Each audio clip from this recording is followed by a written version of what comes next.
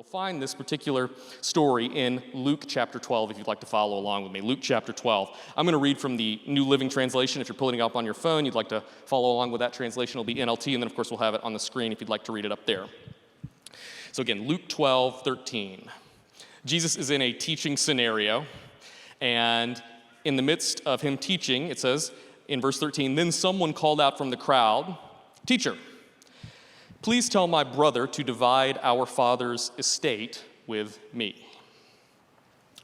A reasonable request. We've got a brother here. He's not going to, it seems, get any of his father's estate. He may be out on his own. He's not sure what he's going to do, and he knows that Jesus teaches loving people and taking care of people, and so he thinks, well, Jesus will tell me, tell my brother to split the estate. So Jesus replied in verse 14, "Friend, who made me a judge over you to decide such things as that?"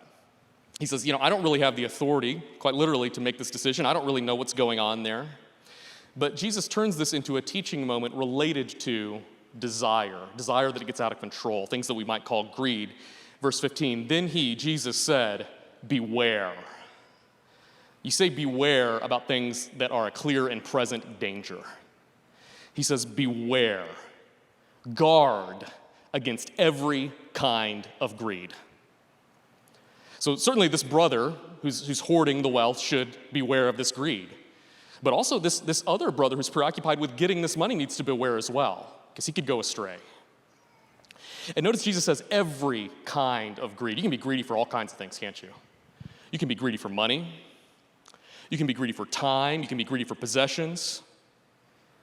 And Jesus says you need to guard. You need to take action within your life to guard against this type of behavior. Beware of it. It's dangerous. It's destructive. It'll hurt you. And then Jesus adds this statement: life is not measured by how much you own. It's not measured by your accumulation, by your acquisitions. The measure of our lives, we know as we read the scriptures, is made very clear, actually. It's our relationship with God himself, our love for God, our love and service for him and the people around us. That's how life is measured. It's not measured by the accumulation of things or money. Then Jesus transitions here into a parable. Verse 16, then he told them a story. A rich man had a fertile farm that produced fine crops. He said to himself, "What should I do? I don't have room for all my crops." And then he said, "I know, I'll tear down my barns and build bigger ones. Then I'll have room enough to store all my wheat and other goods, and I'll sit back and say to myself, my friend," this guy not only talks to himself, he calls himself his friend. This is kind of a weird guy. "I sit back and say to myself, my friend, you have enough stored away for years to come. Now take it easy. Eat, drink, and be merry." So let's see what God says to this guy. Verse 20, but God said to him, "You fool, you will die this very night. Then who will get everything you worked for?" Now Jesus says here, yes, a person is a fool to store up earthly wealth, but not have a rich relationship with God. The person in this story put his focus on acquisition and not on knowing and serving God.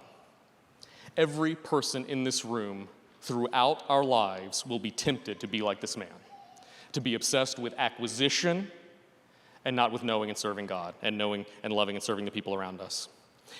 We've got to have a rich relationship with God, and that rich relationship with God, we know, comes through commitment to prayer, to study, to meditation, and to service, especially service of those who are struggling and in need and marginalized. Let's continue reading Jesus' teaching here. Then, turning to his disciples, Jesus said, "That is why I tell you not to worry about everyday life, whether you have enough food to eat or enough clothes to wear. For life is more than food and your body more than clothing. Look at the ravens. They don't plant or harvest or store food in barns, for God feeds them. And you are far more valuable to him than any birds. Can all your worries add a single moment to your life? And if worry can't accomplish a little thing like that, what's the use of worrying over bigger things? Look at the lilies and how they grow. They don't work or make their clothing, yet Solomon in all his glory was not dressed as beautifully as they are. And if God cares so wonderfully for flowers that are here today and thrown into the fire tomorrow, he will certainly care for you. Why do you have so little faith? And don't be concerned about what to eat and what to drink. Don't worry about such things, These things dominate the thoughts of unbelievers all over the world. But your Father already knows your needs. Seek the kingdom of God above all else, and he will give you everything you need. This reminds me of Pastor Logan's awesome message last week. Wasn't that great? Jesus says here, you're going to have normal concerns in your life, but those concerns don't need to become worries. Because a normal concern for this or that, for your health, or for money, food, whatever, can become something where you focus on it, it gets the number one spot in your life, and now you're focused on that, and you're becoming greedy for these things. Here's the kicker verse, the key verse tonight, verse 32. So don't be afraid, little flock, for it gives your Father great happiness to give you the kingdom. We don't have to worry about acquisition because God's kingdom life is offered to us now. And please note that this verse tells us something about God's character that's important. God, in his character, is a giver. And not only that, it gives him great happiness to give us what we need, which is his kingdom life. Our job is to gratefully receive from God with that proper, grateful attitude and to emulate his character by being givers ourselves. And so that brings us to our 3 points tonight. The first one is this, very simply, greed hurts. The second is generosity helps. And the third is this, God freely gives us what we need. So first, greed hurts us. Let's look at 1 Timothy 6, 9, and 10. 1 Timothy 6, 9, and 10. So here we have one of the great missionaries of the early church, Paul, under the inspiration of God, writing to his protege, Timothy, and warning him, in the way Jesus warned us just a moment ago, of one of the great dangers that we're all going to face in life. Here's what we see, 1 Timothy 6, 9, and 10. But people who long to be rich. Are you longing to be rich? Be honest with yourself for a second. Is that what you long for in life? And there's different types of riches. Is what you're truly longing for right now in your life material acquisition, a large bank account, fame, prestige, more time, free time, leisure time? Is that something that you are longing for that is maybe the first thing in your life right now, the primary concern of your life? Be honest with yourself. People who long to be rich, the Bible tells us, fall into temptation and are trapped by many foolish and harmful desires that plunge them into ruin and destruction. These desires beget other desires, and that leads us ultimately to ruin and destruction. Please remember, God doesn't tell us not to sin and not to be greedy because he doesn't like it, just arbitrarily. He tells us not to do this because it hurts us. And he says, don't be trapped by all these foolish and harmful desires that ultimately are going to hurt you. Don't long to be rich. Long to know God, long to serve God, long to love the people around you.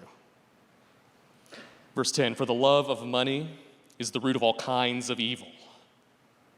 And some people craving money have wandered from the true faith and pierced themselves with many sorrows. Greed is harmful, it hurts us. First of all, it's worth noting that greed can never be satisfied. If you're greedy for anything, you're never going to be satisfied. Solomon, a wildly wealthy king of ancient Israel, who Jesus alluded to in his teaching that we read, and someone who was so rich, he made the community of Israel so rich that the Bible says that silver in his reign was like pebbles in the street. That's how wealthy Solomon became. But he was also known for his enormous wisdom. He'd asked God for wisdom, and God had granted it to him. And in the book of Ecclesiastes, a fascinating book by Solomon, we read this. Put it very simply, those who love money will never have enough. If you love anything more than God, you're never going to have enough. You can't be satisfied with these things. Only God satisfies us. More recently, John D. Rockefeller, another wildly wealthy individual, famously observed that the amount of money needed to make someone happy was, does anyone know this? What did John D. Rockefeller say? What amount of money makes someone happy? Does anyone know? $2 billion. Excellent guess. Excellent guess. That's not what he said, though. Yep, that's it. $1 more. $1 more. Just a little bit more is what you need to make yourself happy. Someone, was that Jared? Did you do that? Someone give him $1, by the way. So, I would, but I don't carry cash. So but someone give him $1 more, make him happy. No, we get the point that John D. Rockefeller made, don't we? You're never happy with money. You could always use more. Take it from people who have enormous quantities of money. They know. Now, greed also makes us miserable. When greed or anything takes the top spot in our lives, so this desire for whatever that gets out of control, when it takes the top spot in our lives, that means by definition, God is no longer in the top spot in our lives. And see, God's ways and following God is what's actually best for us in life. And so if God is not in the top spot, but acquisition is of any kind, we start serving the acquisition more than we serve God's ways, and we will depart from God's ways, which are best for us, in order to acquire more, and that is by definition going to hurt us. And not only will it hurt us, and please understand this, if you have an attitude of wanting more, you're gonna hurt the people around you too, guaranteed. This is not simply an internal problem. You're gonna neglect the people around you. You're gonna hurt the people around you if you're always wondering about what you can get. To put even a more fine point on this, we could say that greed is something that makes us depart, obviously, from what we were actually made to do in life. It just violates our purpose of existence, to love God and love the people around us. When greed is number one, when acquisition is number one, we depart from that. We only hurt ourselves and the people around us. But God doesn't want us living those types of lives of greed, destruction, and sorrow. So Jesus undoes greed. And as I often teach, it's not enough just to give up a bad behavior, right? You can't just say, okay, I'm not going to do this anymore. I teach this at school, I teach this here. You don't say, okay, this behavior, I'm going to stop doing this, I'm going to stop. That doesn't work. You tell yourself, stop doing this, stop doing this, stop doing this. What do? Same thing. Keep doing it, same thing. So you've got to replace the unhealthy behavior with a healthy behavior. And so Jesus, if we'll let him, comes into our lives. He undoes greed, and he cultivates generosity. He makes us more like him because it makes God happy to give to us. That's our second point tonight. Generosity helps us and the people around us. Generosity helps. The Bible tells us that Jesus said, it's more blessed to give than to receive. Famous quotation. It may interest you to know, that quotation is not actually from the Gospels. That's actually from the book of Acts. Paul quotes Jesus from the traditions that Paul received when he was trained, but it's not actually in the Gospels. But that was the tradition of the teaching of the early church, was that Jesus, one of his teachings was, it is more blessed to give than to receive. We've often heard this. Now, of course, he's not saying there's something wrong with receiving. We do have to be receivers a lot of the time, don't we? We certainly have to receive from God. We can't do things on our own. We need to receive wisdom and power and help from God. We need to receive help from the people around us. We should receive all that gratefully, but it's more blessed. It's more happy to be giving-oriented than taking and receiving-oriented. And there are many, many ways that we can give in our lives. We often talk about money, and that's important. We should talk about that. We're going to talk about that in a moment. But there's other ways that we can give. We can give up a little bit of the time, the leisure time that we cherish, to do something good for somebody. One of the most challenging quotes I've ever heard, I often state it when I'm teaching and lecturing. Brace yourself, because this one stings, okay? This one really hurts. Life isn't short. We just waste most of our time. I reiterate this whenever I teach, if only for myself, to remind myself, life isn't short.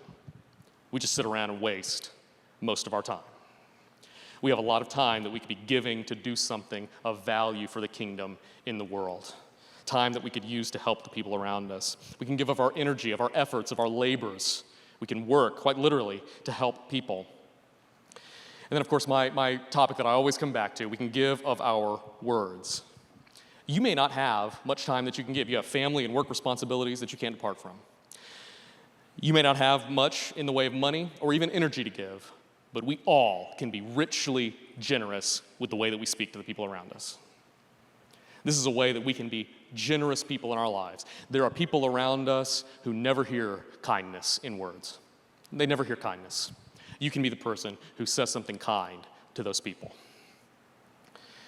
It costs us basically nothing to say kind words to other people.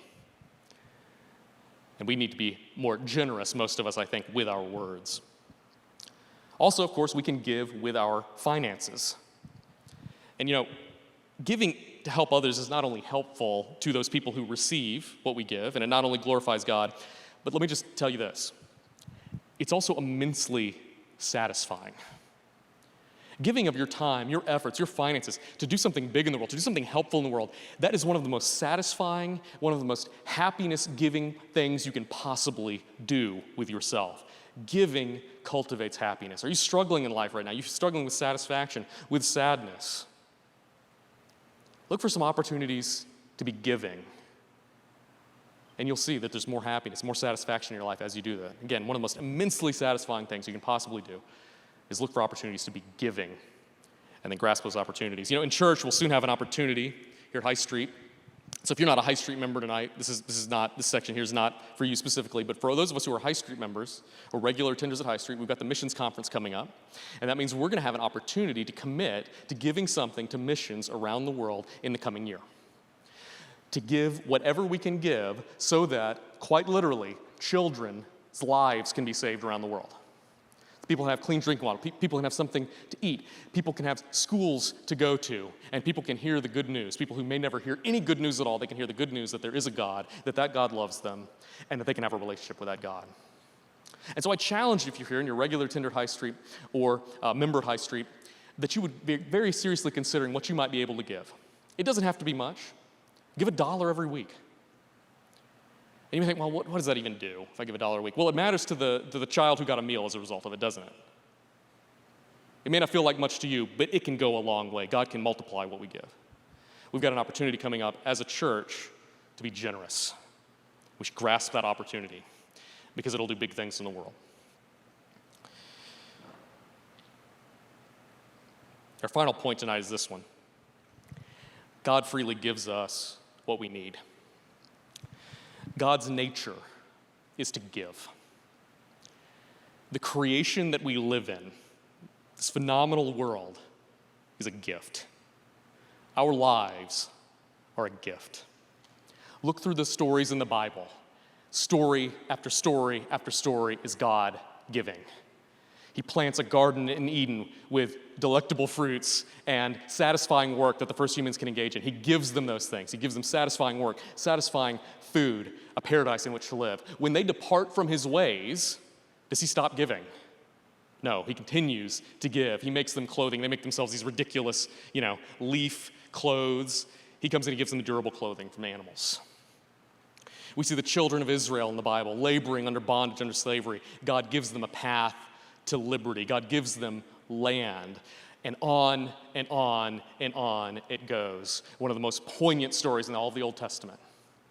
Abraham goes to sacrifice his one and only son, Isaac. And as the knife is raised, an angel says, "Stop it. Don't do that."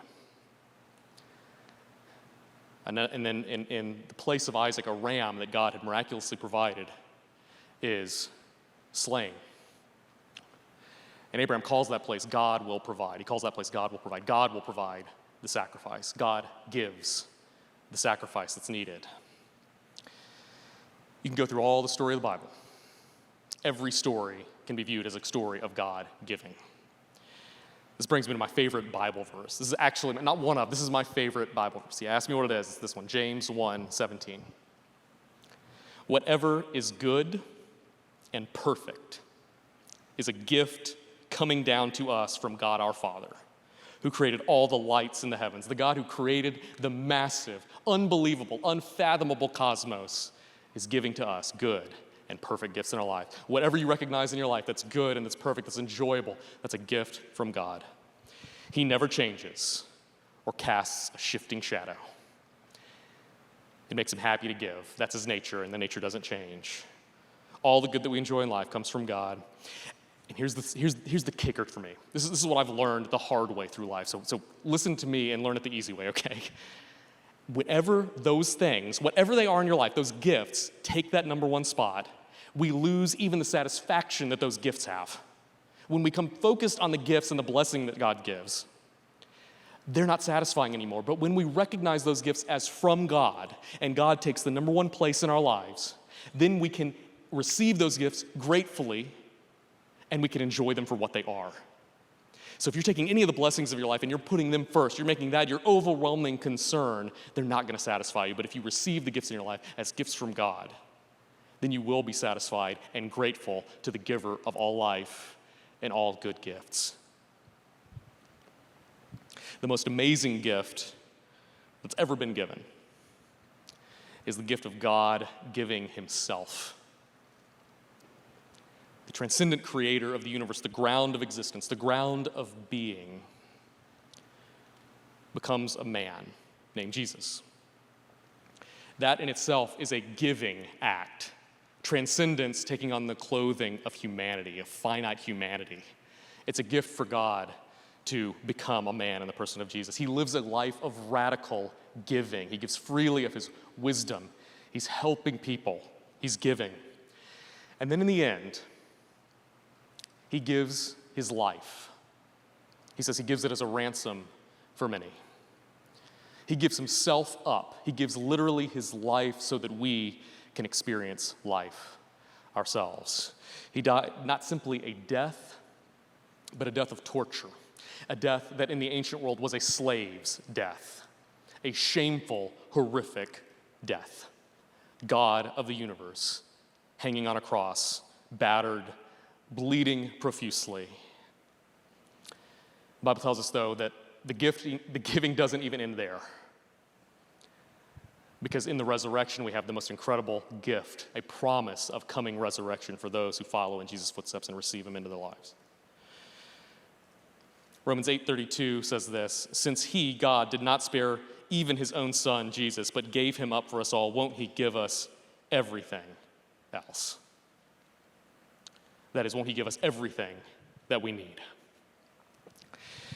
Jesus said explicitly that he came so that we might have life and life more abundantly.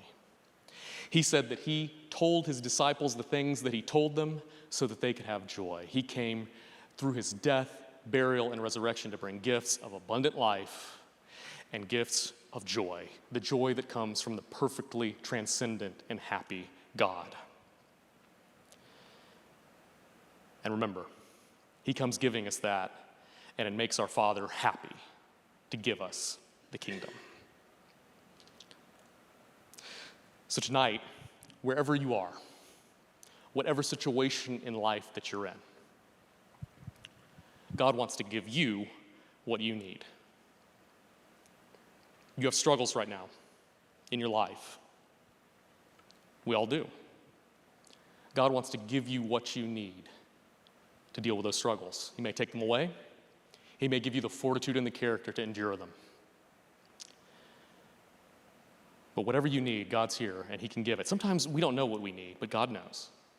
And he's willing to give it if we'll connect with him, if we'll have a relationship with him. And here's the thing. God wants to help. He wants to give you this kingdom life. The only thing that can stop him is us. We're the only thing that gets in the way. He's not going to force his good gifts upon us. We have to have an open heart. We have to swallow our pride. We have to make ourselves a little uncomfortable and receive it. But if we will, he'll give and he'll be happy to do it. Maybe you're here tonight and you need to receive cleansing from a destructive behavior in your life. Maybe you've got a behavior that you see in your life and you know that it's hurting you and it's hurting the people around you. You know, God wants to give you a pathway out of that. He wants to give you a more abundant kingdom life. Makes him happy to do it. We'll have a moment of invitation here coming up real soon. And I challenge you, if you've got something going on, God wants to help. We're going to have an open altar here. And you can come, you can pray with somebody, you can pray on your own, you can do whatever you need to do.